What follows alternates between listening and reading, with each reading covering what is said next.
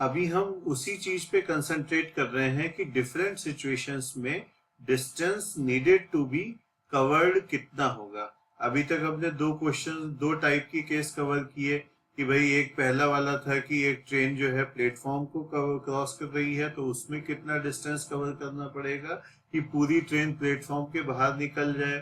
दूसरा केस की ट्रेन किसी खंबे को कवर कर रही है, क्रॉस कर रही है, तो उसमें कितना लगे। अब अगर एक ट्रेन दूसरी ट्रेन को क्रॉस कर रही है जो कि उसके अपोजिट साइड से आ रही है, तो उस केस में अभी हम और कुछ नहीं कर रहे हैं, अभी हम फार्मूले के लिए distance needed to be covered पे ही ध्यान दे रहे हैं।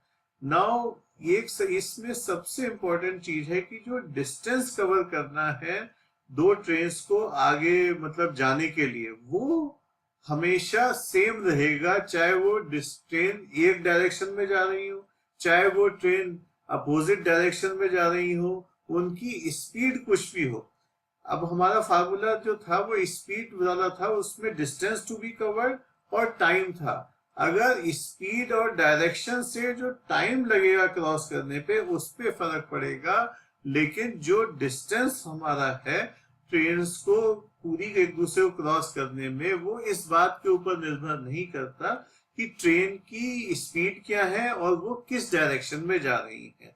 वो केवल इस चीज पे डिपेंड करता है कि ट्रेन्स की लेंथ क्या है।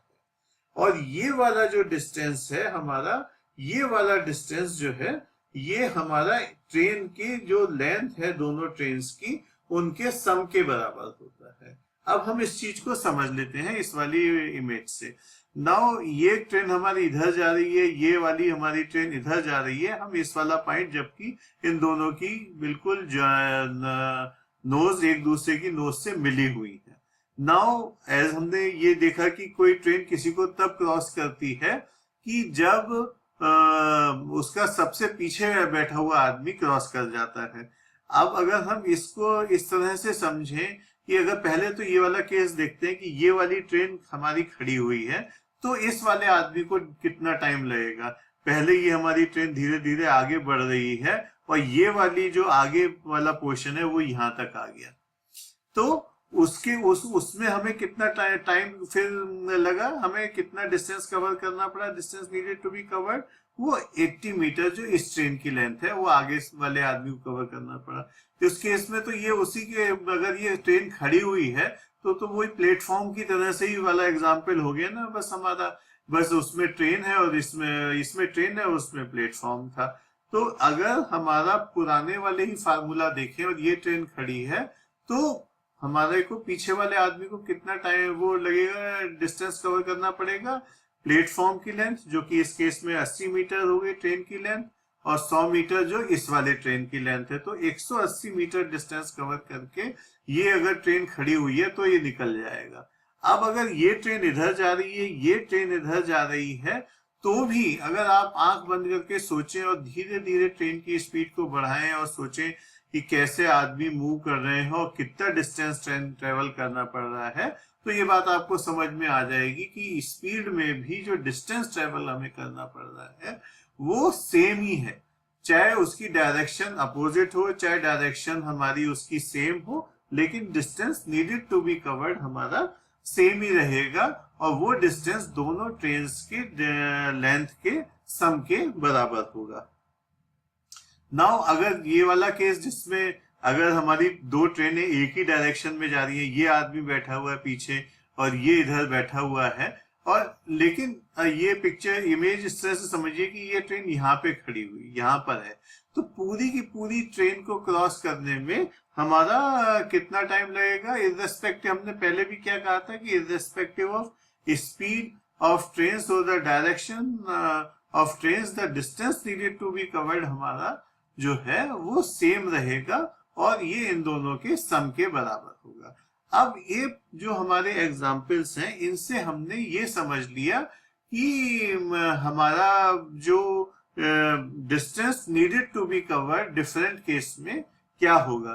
तो ये चार वाले केस हमारे कवर हो गए। अब आती है हमारी चीज, उस फार्मूले में क्या था, relative speed is equal to distance needed to be covered divided by time needed to be covered. Time तो किसी की गाड़ी की स्पीड वगैरह से उस पर फर्क पड़ नहीं रहा है, जो है टाइम हमारा एक ही गति से आगे बढ़ रहा है, जो उसकी समय का चक्र है वो अपनी स्पीड से घूम रहा है। तो रिलेटिव स्पीड जो है, अगर train going in opposite direction है तो उस केस में हमारा क्या होगा? इस केस में हमारा जो है, अगर देखिए वैसे भी आप अगर थोड़ा सोचें आंख बंद करके कि जब हम किसी ट्रेन को, अगर हम किसी ट्रेन, हमारी ट्रेन किसी दूसरी ट्रेन को क्रॉस कर रही है, हम ट्रेन में कहीं जा रहे हैं, तो अगर वो हम किसी सेम डायरेक्शन में जाने वाली ट्रेन को क्रॉस करते हैं तो ऐसा लगता है कि हमें सदियां बीत गई हैं। तो और अगर हम एक तरफ जा रहे हैं और एक ट्रेन दूसरी तरफ से आ रही है तो हमारा को लगता है कि हमने बड़ी जल्दी ट्रेन हमारी तो धड़ धड़ करके निकल गई। तो उसका जो रीजन है, डिस्टेंस तो हमारा सेम है। अब टाइम टेकन का अगर फार्मूला लें तो क्या हो गया, distance needed to be covered वो तो सेम है, और स्पीड, तो स्पीड जिस केस में ज्यादा होगी उसमें टाइम कम लगेगा। टाइम हमारा कब कम लग रहा है, जब दोनों ट्रेन एक दूसरे के अपोजिट डायरेक्शन में जा रही है। हमारे एक्सपीरियंस से भी आ रहा है। तो हमारी स्पीड जो है, रिलेटिव स्पीड किस केस में ज्यादा होगी, जब दोनों अपोजिट डायरेक्शन में जा रही हैं। तो इस वाले केस में जब हमारी ट्रेन की स्पीड जो है, ए ट्रेन की speed relative to the speed of train, वो जो है दोनों की स्पीड का सम होगी। ट्रेन की स्पीड, एक सड़क, अगर प्लेटफॉर्म पे एक आदमी खड़ा हुआ है या ट्रेन की पटरी के पास में एक आदमी खड़ा है, तो उसको जो ट्रेन की ए की स्पीड है वो वही दिखाई देगी जो कि एक्चुअल स्पीड है। लेकिन अगर ट्रेन ए में कोई आदमी बैठा हुआ है तो उसको ट्रेन बी बहुत ज्यादा तेज गति से आती हुई दिखाई देगी, और ट्रेन बी की स्पीड ट्रेन ए की रिलेटिव में दोनों ट्रेन स्पीड्स का सम होगी। और सिमिलरली अगर ट्रेन बी में कोई आदमी बैठा हुआ है तो उसको ट्रेन ए की स्पीड जो है वो ज्यादा लगेगी, और वो भी ट्रेन ए प्लस ट्रेन बी की स्पीड का सम होगी। तो कहीं भी आदमी बैठा रहे, रिलेटिव स्पीड क्या होगी हमारी, दोनों का सम होगी।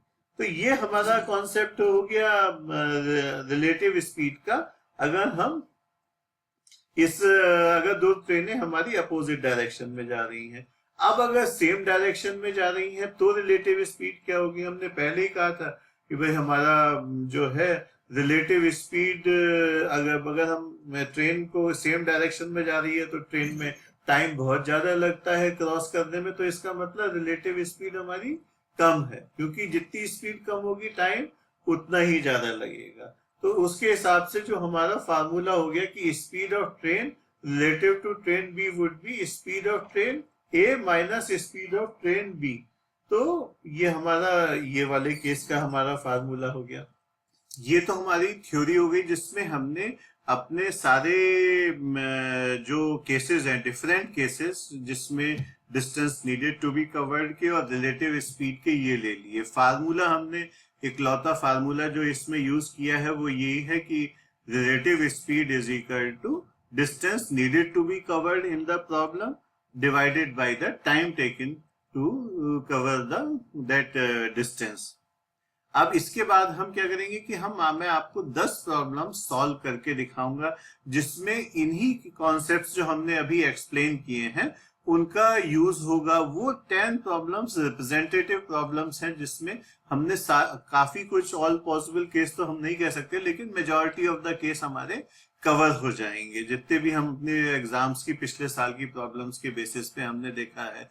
तो उन केसेस को कवर करने के बाद अगर आप हमारे प्रैक्टिस क्वेश्चन भी कर लेंगे exam.com/10199 पर जाकर, उसके नीचे उसमें लेवल 1 के प्रैक्टिस प्रॉब्लम्स दी हुई हैं, लेवल 2 की दी हुई हैं, उनको अगर आप कर लेंगे तो मैं नहीं समझता कि आपको कभी भी ट्रेन की कितनी भी टफ प्रॉब्लम हो उसमें कोई दिक्कत आएगी।